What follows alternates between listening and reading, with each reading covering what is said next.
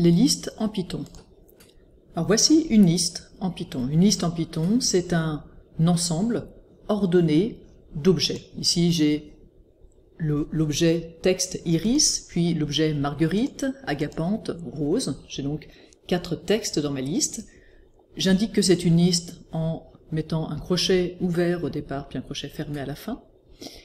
Et vous remarquez que cette liste, je l'affecte dans la variable listef. C'est un ensemble ordonné d'objets, donc on va pouvoir indicer ces objets. Comme souvent en Python, on commence à 0. Donc j'ai l'objet d'indice 0, le texte iris, puis d'indice 1, d'indice 2, d'indice 3. Je peux aussi partir de la fin. Si je pars de la fin, je commence à -1, puis -2, -3, -4. On a comme ça un double indissage qui part du début ou qui part de la fin. En positif, on part du début, en négatif, on part de la fin, avec -1 pour le dernier élément.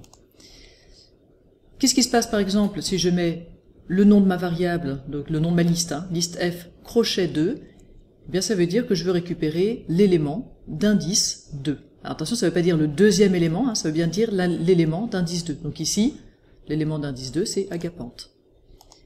Si je fais liste f, crochet -1, je cherche l'élément d'indice -1, donc rose. Je peux aussi récupérer une sous-liste de ma liste. Donc ici, je veux récupérer la liste qui démarre à 0, avec le début inclus, jusqu'à 2, fin exclue. Là aussi, on a déjà vu ce genre de comportement dans Python. Donc qu'est-ce que je vais avoir? L'indice d'élément 0, iris, l'indice d'élément 1, marguerite, et je m'arrête. Et donc je vais obtenir la sous-liste iris, marguerite. Alors je vous propose un petit travail.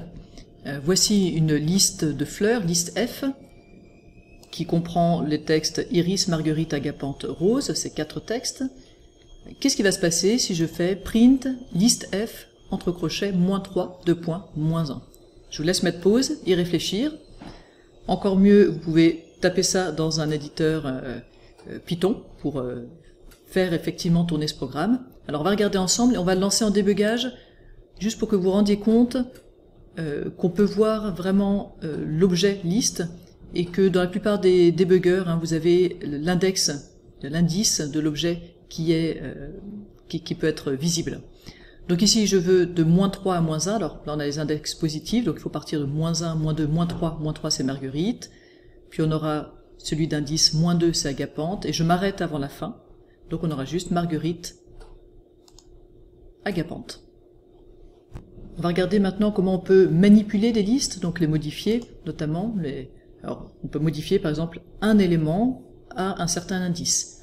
Pour faire ça, simplement, je donne le nom de ma liste, entre crochets l'indice concerné, et j'affecte la nouvelle variable à mettre à cet indice-là. Alors attention, ça va écraser l'ancienne valeur. Donc l'ancienne valeur va disparaître, et ça va être remplacé par ici le texte lisse.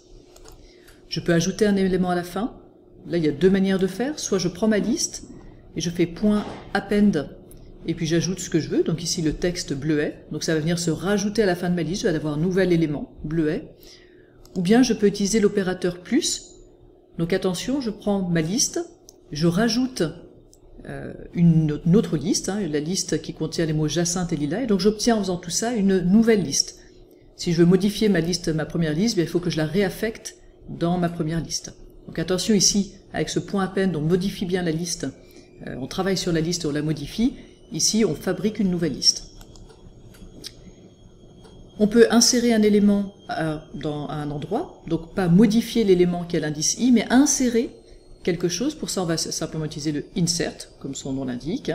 Donc je dis le nom de ma liste, .insert, je dis à quel endroit je veux insérer, donc à quel indice, et je dis quel objet je veux insérer. Ici, le texte orchidée.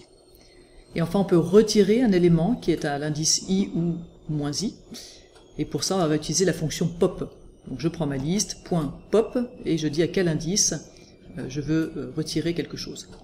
Je vous propose à nouveau un petit exercice. Donc je pars toujours de ma liste de fleurs avec iris, marguerite, agapante et rose. Alors vous voyez ce que je fais. Ensuite je fais un .append bleuet. Ensuite je redéfinis ma liste de fleurs comme étant ma liste de fleurs plus jacinthe et lilas. Vous remarquez d'ailleurs que j'utilise pas les mêmes guillemets, mais ça n'a pas d'importance pour Python.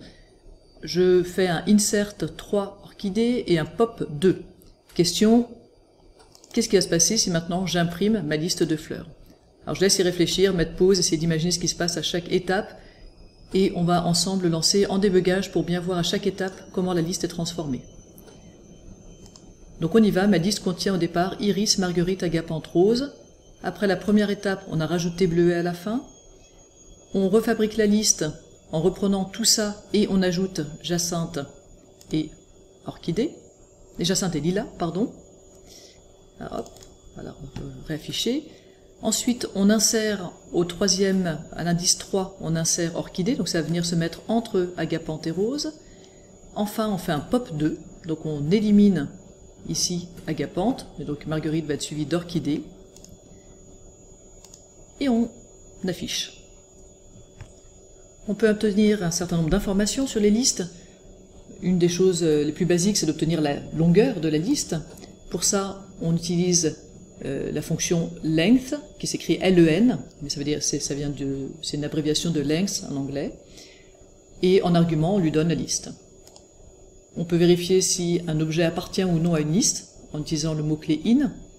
Est-ce que le texte iris est dans la liste F? Et ça nous répondra true ou false. Enfin, on peut générer un élément aléatoire d'une liste. Pour ça, on a besoin de la bibliothèque random, donc il faut importer en début de programme. Et ensuite, on peut faire random.choice, donc aléatoirement, choisis-moi, d'une certaine manière, un élément de la liste F. Petit exercice, je pars toujours de ma liste de fleurs, iris, marguerite, agapanthe, rose. Je fais print de len de liste F, print de iris in liste F, et print de random.choice liste F. Alors si je fais juste comme ça, vous vous rappelez peut-être que ça ne va pas marcher, il faut que j'importe la bibliothèque random.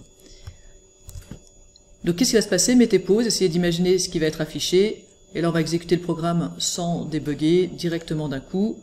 On obtient 4, ça c'est la longueur de ma liste, j'ai 4 éléments. Est-ce que iris est dans la liste true? Et on a pris au hasard un élément, et il a choisi au hasard l'élément iris de la liste. Boucler sur une liste. Une chose qui est très pratique, c'est qu'on peut faire une boucle for qui va parcourir les éléments d'une liste. Donc là, je pars d'une liste de fleurs qui contient des mots iris, marguerite et rose, et je peux faire pour fleur, alors là c'est le nom de ma variable, je peux choisir un autre mot, in ma liste, donc pour chaque fleur dans ma liste, faire, par exemple, print 6 étoiles et print la variable fleur. Alors qu'est-ce qui va se passer? Vous remarquez qu'il y a l'indentation, et ça veut dire que ça, ce sont les instructions qui doivent être répétées pour chaque élément de ma liste parcourue. Donc au premier passage, fleur vaudra iris, au deuxième passage, fleur vaudra marguerite, au troisième passage, fleur vaudra rose. Il y aura donc 3 passages, 3 fois ces instructions-là qui sont faites. Et qu'est-ce que ça va donner? Eh bien, ça va donner, on va d'abord écrire les 3 étoiles, puis iris, puisque fleur vaudra iris au premier passage. Ensuite les 6 étoiles, puis marguerite, et ensuite les 6 étoiles, puis rose. Voici un exercice. On a une liste F, liste de fleurs, avec iris, marguerite, agapanthe et rose. Et on va boucler sur cette liste, donc for fleur in liste F, indentation print des petits tirets, indentation print fleur, sans indentation print terminé. Je vous laisse réfléchir à ce que ça va donner.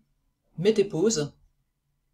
Hop, j'exécute et on obtient des petits traits iris, des petits traits marguerite, des petits traits agapanthe, des petits traits rose, terminé.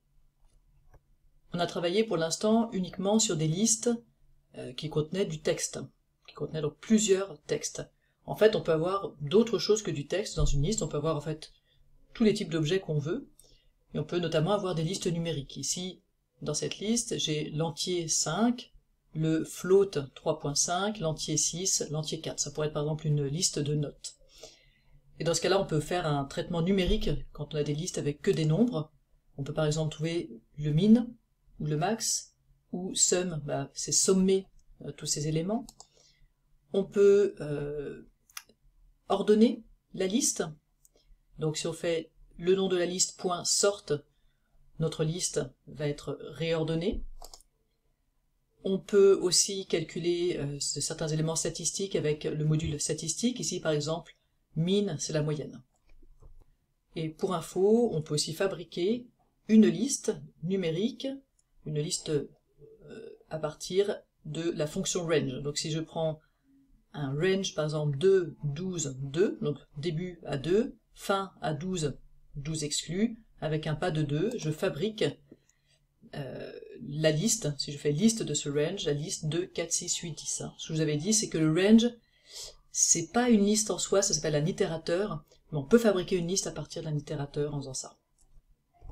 Exercice, je crée une liste numérique en utilisant un range de 12, 2. Donc qu'est-ce que je vais avoir dans liste n?